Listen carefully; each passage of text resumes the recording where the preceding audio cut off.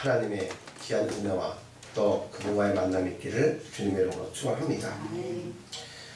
오늘은 교회적으로 바라볼 때의 종료주일에 해당합니다. 종료주일은 예수님이 이 땅에 우리의 죄를 사하시기 위해서 오셨는데 클라이막스에 해당하는 그 십자가를 지시기 위해서 예루살렘에 입성하시는 그 절기를 말하게 되겠습니다. 그리고 그 십자가를 앞두고 준비하시고 기도하시고 사명을 감당하시는 그 주님을 마음에 기다리면서 그렇게 그분의 은혜와 사랑, 고통을 가슴에 새기는 그러한 기간이 되겠습니다.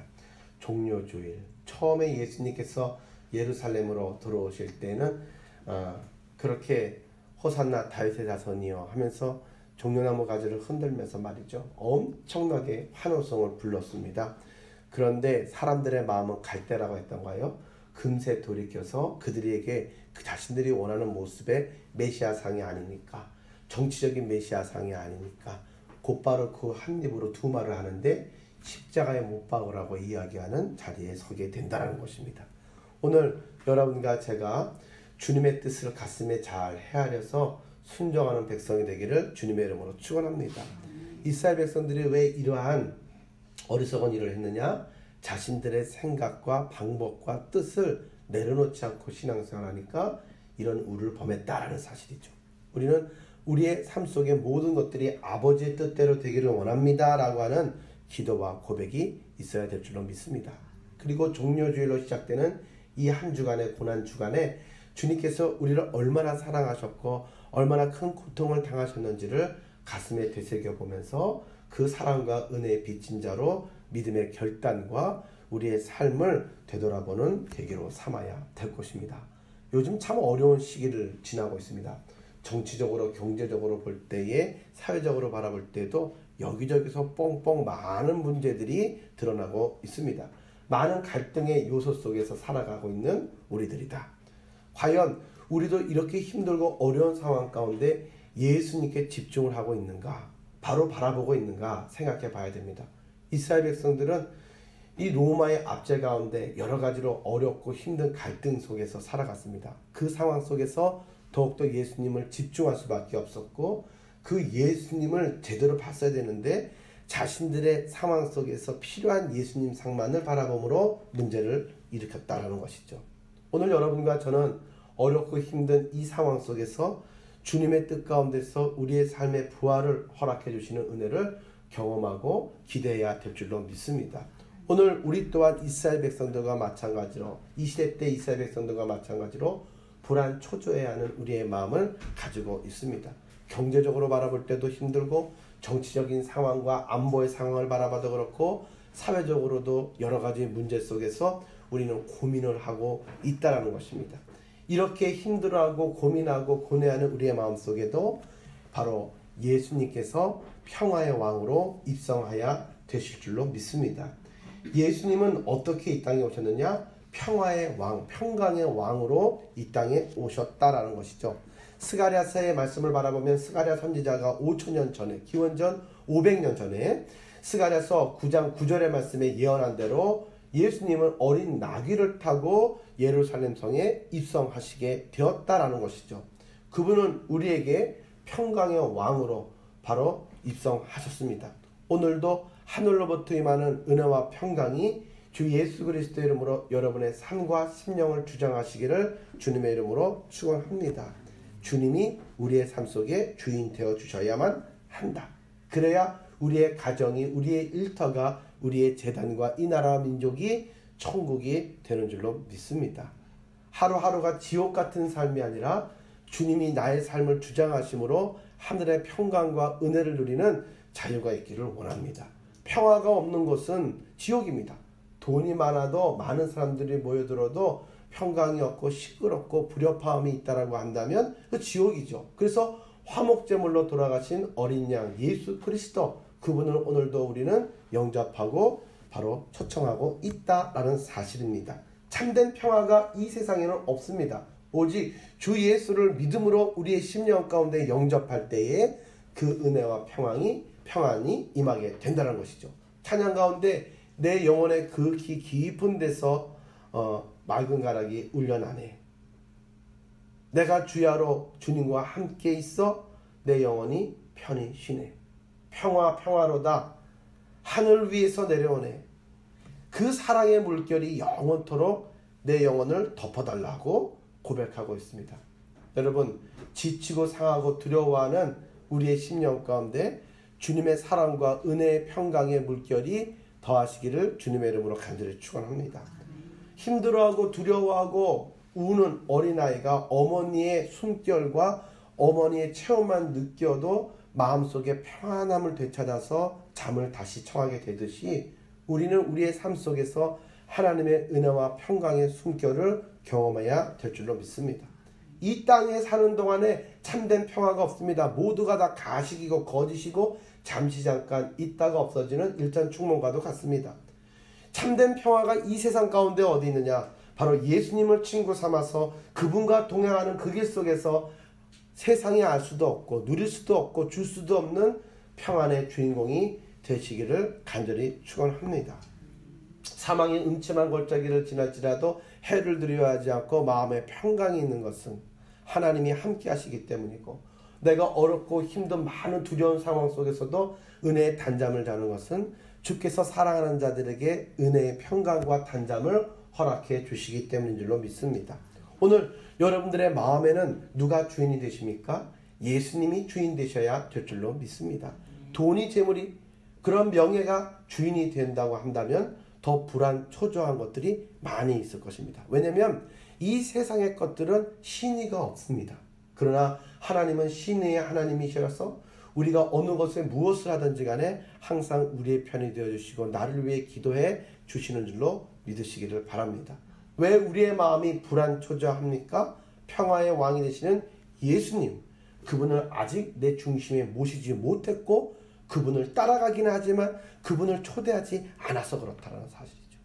그분이 내 삶의 주인공이 되어주시고 중심이 되어주실 때 세상에 어떤 풍파가 전후좌우로 나를 움직인다 할지라도 오뚜기와 같이 자기 자리로 돌아와 그 은혜와 평강을 누리게 되는 줄로 믿으시기 바랍니다.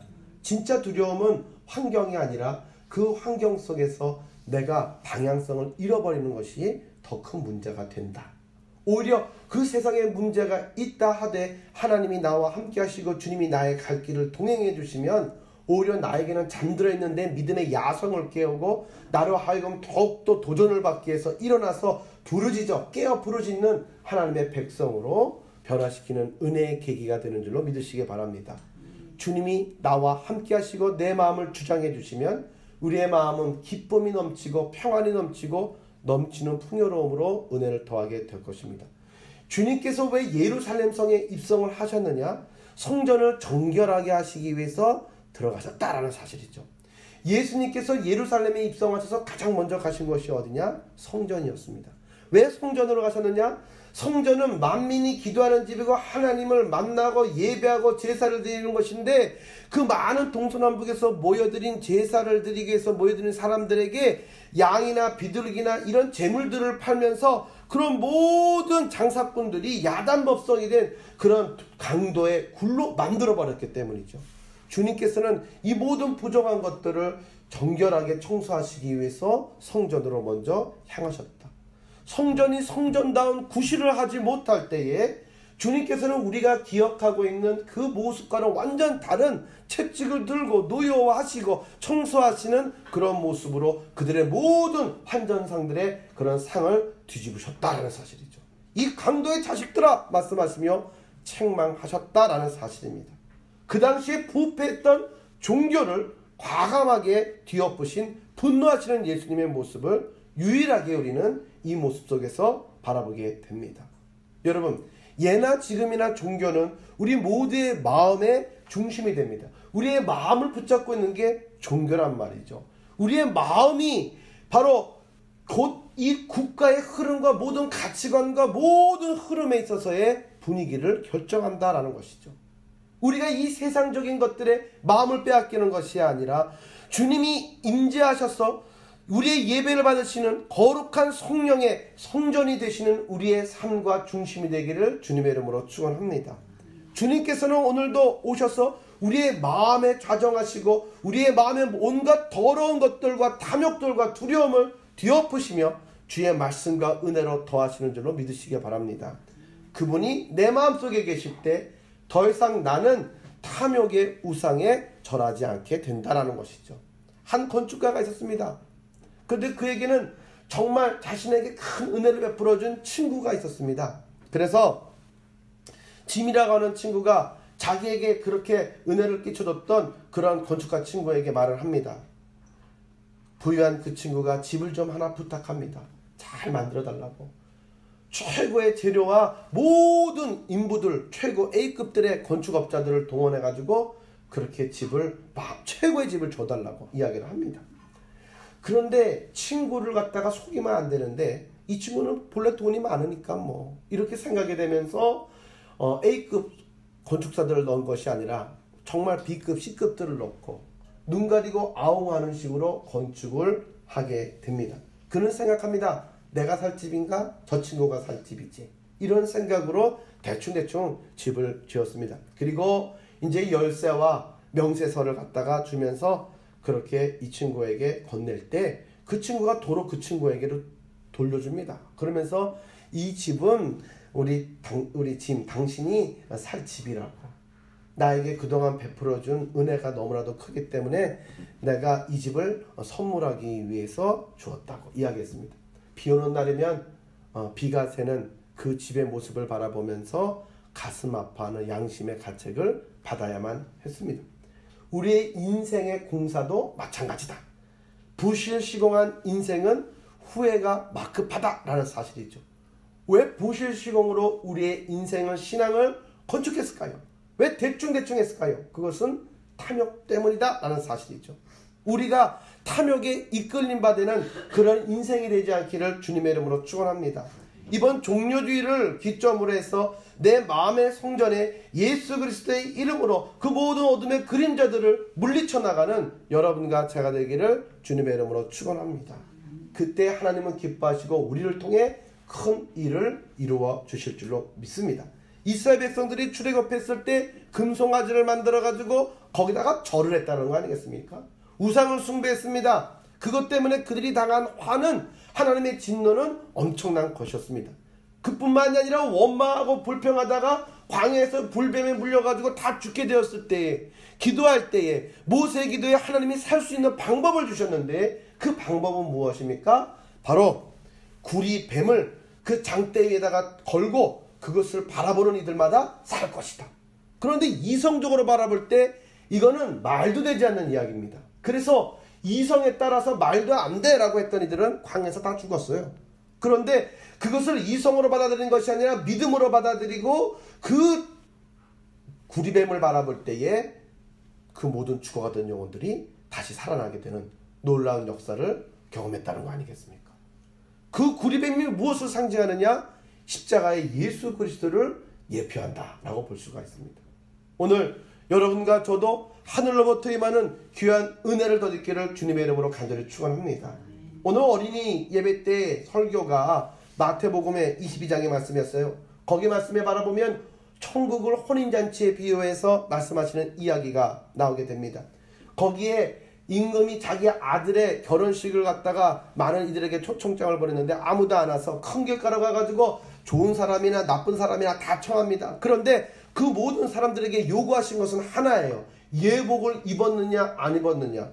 그 예복을 입은 사람은 들여보내고 안 입은 사람은 다 쫓아냈다라는 사실이죠. 무엇을 의미하는 것입니까? 나더러 주여 주여 하는 자마다 다 하나님께로 오는 것이 아니라 아버지의 뜻대로 행하는 자라야 내가 그와 함께 하겠다고 성경은 이야기를 합니다. 결국에는 우리가 말이죠, 이 교회 안에서도 천국 갈 사람이 있고 지옥 갈 사람이 있다는 이야기예요. 모두가 천국 가는 게 아니라는 이야기죠. 나는 착한 사람이니까 천국 간다, 너는 나쁜 사람이니까 지옥 간다. 천만의 말씀이에요. 예수님이 십자가에 못 박혀 돌아가셨을 때에 그 강도 가운데 한 명은 예수님을 조롱하였지만, 비난하였지만, 나머지 한 명은 주여 오늘 천국에 가실 때 저를 기억해달라고 그렇게 주님의 이름을 부르짖을 때에 내가 오늘 나와 함께 아버지의 집에 있을 것이다 말씀하셨습니다. 당시에 이스라엘 사회에서 세리장이는 상당히 저주받은, 그렇게 왕따를 당하는 직업군이었어요.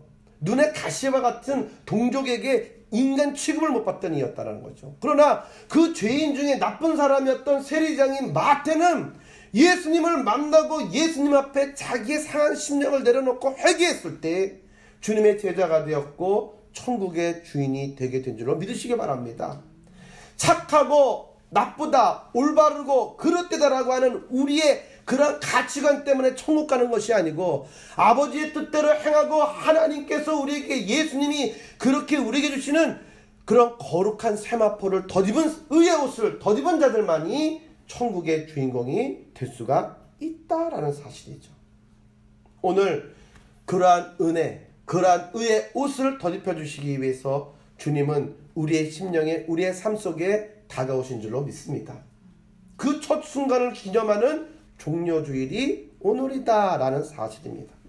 오늘도 우리들은 우리의 마음에 찾아오신 예수님, 그 예수님께 내 마음속에 나의 연약함을 건드리고 나의 연약함을 쥐고 있는 이런 모든 어둠의 권세들을 다 물리쳐 달라고, 내 마음속에 혼란스러운 이 무질서를 주님 깨끗게 하시고 말씀으로 그 무질서 가운데서 질서를 부여하셔서 창조하셨던 그러한 주님의 은혜의 새 창조가 내 심령과 삶 속에 이루어지기를 소망하는 여러분과 제가 되기를 간절히 축원합니다.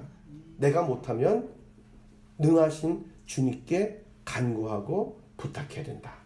그 모든 것들을 둘러엎어 정결케 하시는 주님이 우리를 새롭게 하시기를 간절히 축원합니다.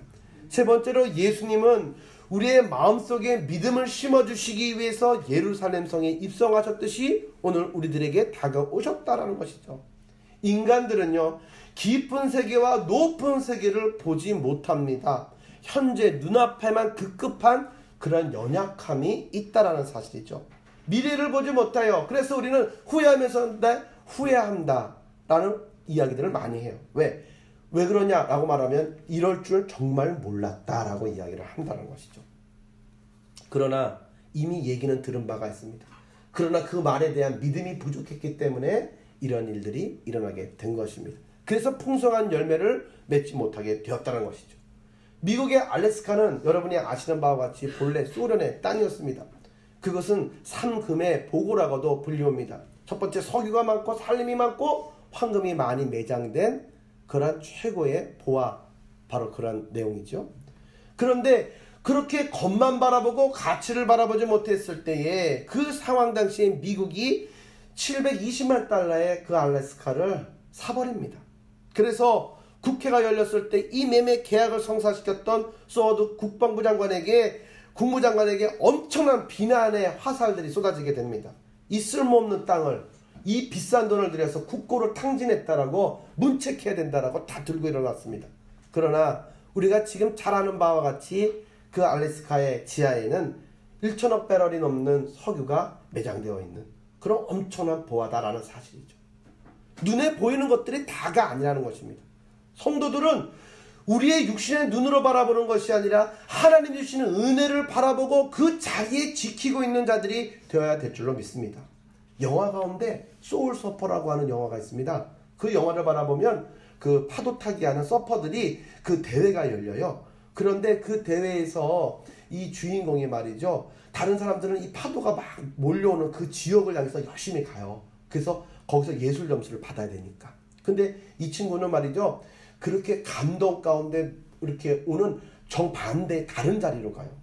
마음속에 감동이 오는 자리, 눈에는 어떤 증거가 보이지 않는 그 자리, 그 자리에서 다 기다릴 때 갑작스럽게 엄청나게 집채만한 큰 파도가 밀려오게 되는데, 거기서 기회를 붙잡고 일어나서 마지막 그 한 번에 그 파도 타기로 점수에 만점을 받아가지고 역전승을 한다라고 하는 그런 내용의 스토리가 되는데요. 이 파도가 하나님이 주시는 큰 은혜와 축복이라고 한다면 많은 사람들이 기회를 붙잡기 위해 가지고 눈에 보이는 것을 쫓아가서 열심히 쫓아갑니다. 그런데 중요한 것은 정말 큰 축복은 이 세상 가운데 사람이, 환경이 줄 수 있는 것이 아니라 하늘로부터 임하는 줄로 믿으시기 바랍니다. 그래서 부자도 큰 거부는 하늘에서 낸다라는 이야기가 있지 않습니까? 세상의 째째한 그런 것들을 향해서 달려가는 우리가 아니라 기도할 때 하나님이 우리에게 주시는 은혜와 감동을 쫓아서 그 자리에서 하나님이 주시는 기회를 우리가 기다리며 그 역할과 그 역량을 키워나가는 요셉과 같은 인물이 되기를 주님의 이름으로 축원합니다. 그런 기회가 위기와 함께 다가올 때에 하나님이 주신 능력과 감동으로 그 모든 것들을 붙잡아서 꿈을 이루어 주시고 성취시키는 여호와, 이를 성취시키는 여호와 하나님을 우리가 경험하고 간증하는 은혜의 주인공이 되기를 간절히 축원합니다. 예수님께서 예루살렘 성에 입성하셨을 때 한 무화과 나무를 바라보셨습니다. 그런데 잎만 무성했지 열매가 하나도 없는 거예요. 예수님께서는 그 무화과 나무를 바라보고 저주를 하셨더랬습니다.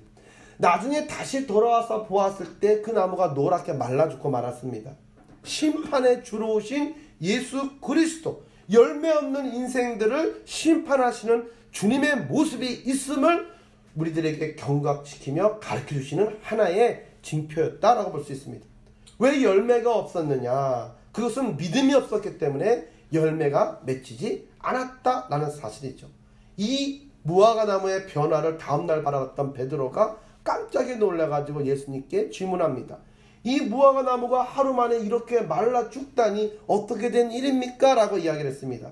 그때 예수님은 이런 대답을 하셨습니다.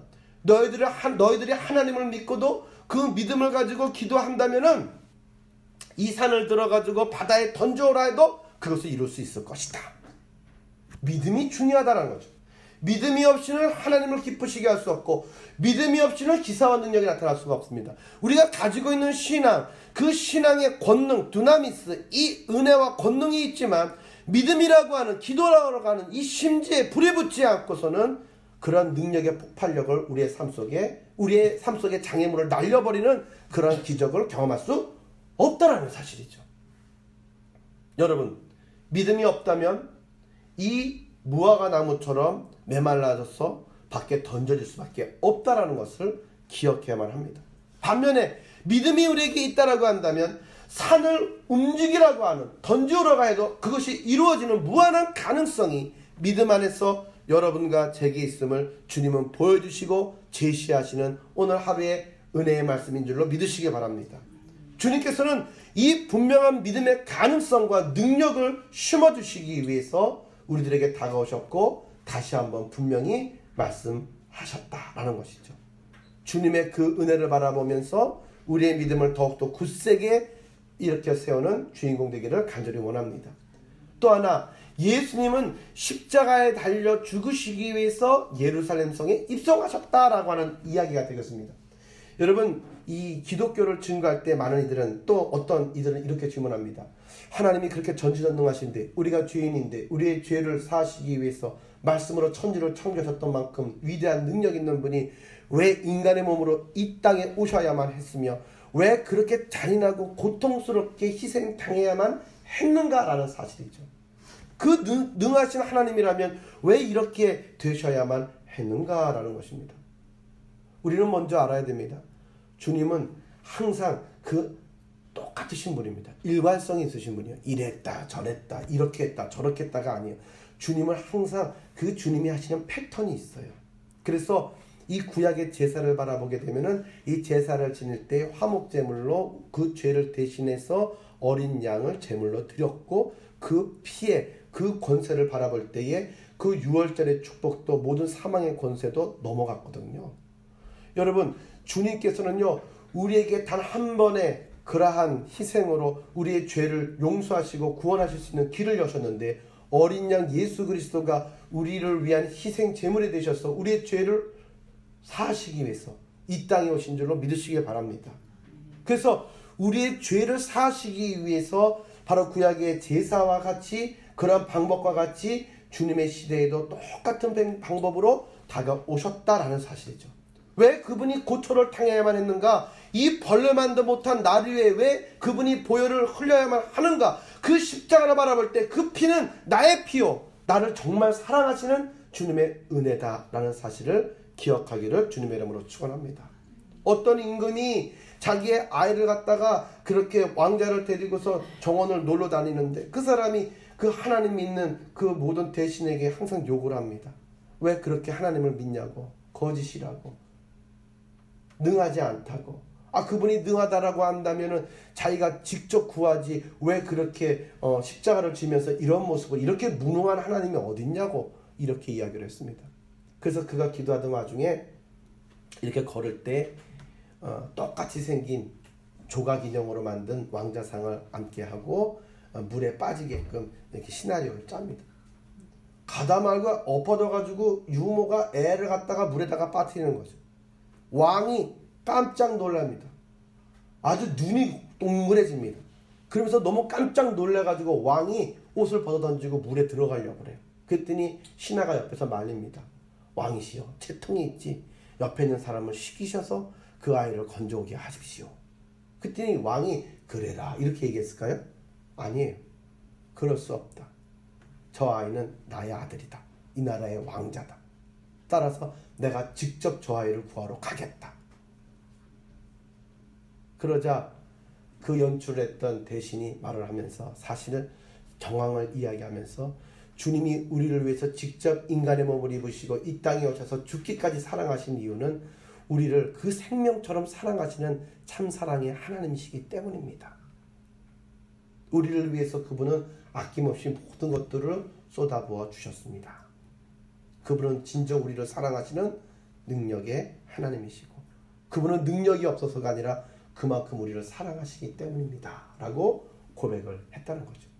왕이 그 얘기를 들을 때에 많은 깨달음이 있었다고 합니다. 기독교를 가리켜 어떤 종교라고 말합니까? 속죄의 종교라고 이야기를 합니다. 고통과 죽음이나 질병을 문제 삼는 세상의 어떤 이슈와 비교할 수 없는 더 큰 것은 그 모든 것들의 내면의 근본의 원인이 되는 죄, 이 죄를 근본적으로 속하여주는 이 속죄의 기독교의 핵심 포인트가 있다는 사실이죠.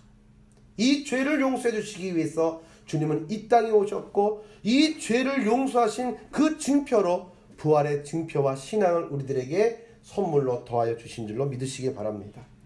왜 입성하셨습니까? 왜 다가오셨습니까? 십자가를 지심으로 우리의 죄를 속하시고 우리를 진정 하나님의 백성, 자녀로 삼으시기 위해서 직접 오셨다라는 사실이죠. 이 세상 가운데 말로만 하는 사랑 필요 없습니다. 진정한 사랑은 말이 아니라 행동이 먼저 가게 되는 것을 우리는 잘 알고 있습니다. 앉아서 그냥 논하듯이 변증하듯이 이렇게 말하는 건 사랑이 아닙니다. 사랑은 왜가 필요 없습니다. 사랑은 모든 것들을 가능하게 합니다. 모든 희생의 의미를 담고 숭고하게 하는 그러한 의미가 있다는 사실이죠. 그래서 사랑은 아무리 망난이라고 할지라도 아무리 알아듣지 못하는 미개한 이들이라 할지라도 마음에 감동을 주고 변화를 주고 결단하게 하며 새롭게 터닝포인트를 제공한다는 것이죠. 주님의 십자가가 그와 같은 줄로 믿으시기를 바랍니다. 이제 우리는 그 십자가를 바라보며 주님께서 나를 따라오려거든 너희들에게 주어진 십자가를 지고 나를 따라오라 말씀하셨던 그 십자가의 성도들로 거듭나기를 주님의 이름으로 축원합니다. 한국에 교회가 많고 성도가 많아요. 외형적으로 바라볼 때는 참으로 많이 업그레이드 되고 좋아지고 편해졌습니다. 많은 것들을 옵션을 갖췄습니다. 그러나 멋진 십자가를 가지고는 있지만 정작 예수님께서 지고 가셨던 십자가의 정신과 헌신과 신앙의 정신은 잃어버린 지가 오래됐다는 것이죠. 왜? 너무 부담스러워서. 그런 설교하는 것도 듣기 싫어요. 왜냐면 너무 부담스러워서. 옛날에는요 십자가가 나무 십자가였습니다. 옛날에는요 십자가가 빨간색이었죠. 그런데 어느 순간 흰색 십자가가 생기더니 또 요즘에는 이 십자가가 LED로 수십 각각 변합니다. 핑크색도 있습니다. 그리고 초록색도 있습니다. 그리고 보라색도 있습니다. 흰색도 있습니다. 한 10대까지 색이 계속해서 변해요. 나이트클럽도 아닌데 십자가가 변합니다. 여러분 십자가의 색은요 의미가 있는 거예요. 십자가의 그러한 고난과 보혈을 상징하는 빨간색, 주님의 부활을 상징하는 흰색, 이런 내용이에요. 그 이상은 없어요. 그런데 사람들이 눈에 잘 띄게 하기 위해서, 사람들이 많이 모이게 하기 위해서 십자가를 더 크게 더 화려하게만 만들었지 십자가의 정신과 의미를 가슴에 지고 자기에게 주어진 십자가를 짊어지는 결단과 기도는 사라진 지가 오래되었다는 사실입니다. 이러한 모습은 잘못된 모습이다. 주님께서 십자가를 통해 우리들에게 가르쳐 주시는 내용이 무엇일까요? 하나입니다. 자기를 부인하고 나를 쫓아오라는 것입니다. 자기를 부인하라는 것은 나를 학대하라는 것이 아니라 자기를 너무나도 괴롭히라는 의미가 아니라 바로 자기를 실현시키고 내 안에 있는 모든 은혜와 가능성들을 바로 끌어낼 수 있는 그러한 참다운 지혜에 다다르는 자기 부인의 자리에 이르라는 것이죠. 내가 다 할 수 있다라고 생각하는 것이 아니라 주님 안에서 능치 못함이 없음을, 그 주님이 내와 함께 하실 때 내가 어떠한 존재로 거듭나는지를 경험하기 위해서는 먼저 내 모든 것들을 내려놓으라는 것입니다. 주님이 주님 되시게 내 안에서 하나님이 하나님 되시도록 내어드리는 작업을 하라는 것입니다. 그러기 위해서 먼저 내려놔야 됩니다. 한 가죽 부대에 두 가지를 담을 수가 없기 때문이죠.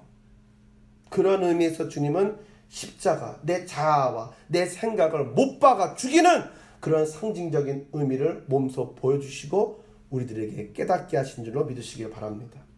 그런데 헬라 사람들에게, 지혜를 추구하는 헬라 사람들에게는 십자가의 도, 그 복음이 참으로 미련하기 짝이 없는 내용으로 그렇게 받아들여지게 되었다. 유대인들에게는 아주 놀라운 기사와 이적들에게만 관심이 있어가지고 그 십자가의 도에는 관심이 없고 더욱더 놀라운 오병이어와 같은 기적들만을 그렇게 바라보기를 원했고 신비주의적으로 추종하는 모습이 되기 시작했다는 것이죠. 그 신비로운 기적이 무엇입니까? 내 중심에 내 문제를 해결하는 기적과 표적을 바라보기를 원한다는 사실입니다.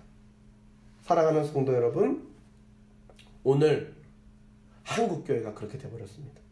한국교회가 내 자신의 필요를 채우는 그러한 기복신앙적인 이기주의적인 그러한 표적과 기사와 이적만을 행한 그러한 신비적인 것만 목매는 그런 신앙인들로 전락해버리고 말았다.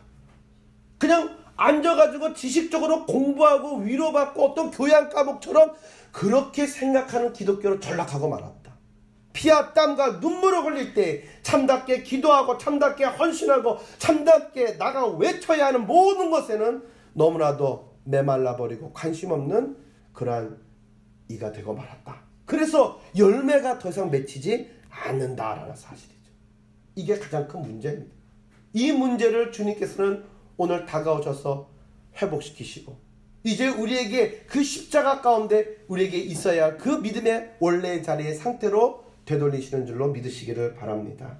십자가, 그 십자가의 힘은 역설의 힘이며 그 십자가의 괴로움에서 참다운 기쁨이 샘솟아오르게 되고 십자가의 그 고독함 가운데서 참다운 하늘의 위로를 경험할 수 있으며 십자가의 어리석어 보이는 그 모습에서 참다운 하늘의 지혜의 문이 열리게 되는 줄로 믿으시기 바랍니다. 십자가는 성도들에게 양 날개라고 볼 수 있습니다. 알바스트로 그 큰 날개가 크고 그 많은 큰 비행을 할 수 있는 그 새를 우리는 기억하지 않습니까? 그 새는 날개 무게 때문에 걸어다니는 게 뒤뚱뒤뚱 아주 부자연스럽습니다. 많은 새들에게 놀림을 당하고 있습니다. 새인데 저렇게 엉망이니까. 그런데 그 새는 그 날개가 너무 거추장스럽고 부담스러웠지만 바람이 많은 부는 날 그 날개를 펴고 글라이딩을 하면서 그렇게 바람을 맞을 때에는 어떤 새보다도 더 멀리 더 오랜 시간 항해할 수 있는 최고의 새가 되었다라는 사실이죠. 내게 있는 이 날개의 활용법을 몰랐을 때는 고독하고 힘겨운 정말 벗어버리고 던져버리고 싶은 십자가였지만 성령의 은혜를 그 날개 가운데 받았을 때 어떻게 내가 비상하게 되고 어떻게 내가 새로운 차원의 그런 은혜를 누리게 되는지를 알게 되었을 때에는 새로운 문이 열리게 된 줄로 믿습니다. 오늘 우리에게 주어진 믿음의 양날개, 성령의 바람을 타고 하나님께서 역사하시는 더 높은, 더 멀리 비상하는 은혜와 역사를 경험해 나가기를 주님의 이름으로 간절히 축원합니다. 얼마나 행복하겠습니까? 이제 말씀을 마치며 십자가를 바라보기를 원합니다. 십자가를 바라보면 무엇을 느끼십니까? 십자가는 높음이 있고 낮음이 있으며 좌와 우가 있다라는 사실이죠. 이 십자가 안에서 우리는 주님의 뜻을, 하나님의 뜻을, 주님의 몸된 교회의 의미를 깨닫게 되는 줄로 믿습니다. 교회는 높은 사람도 있고 낮은 사람도 있고 사상적으로 좌파도 있고 우파도 있고 모든 것들이 있지만 그 십자가가 모이는 한 곳에서 모든 역사가 이루어졌듯이 하나 되었듯이 전혀 그러한 환경과 내용들은 제약이 되지 않는다라는 사실이죠. 새로운 기름, 예수님을 만나는 그 자리에서 우리는 사랑으로 하나가 되게 되고 주님의 몸된 지체들이 되게 되는 줄로 믿으시길 바랍니다. 그 사랑으로 하나가 되는 하늘샘 교회가 되기를 원하고, 여러분의 가정이 되기를 원하고, 여러분의 기업이 되기를 나사렛 예수 그리스도 이름으로 간절히 축원합니다. 우리 함께 기도드리겠습니다.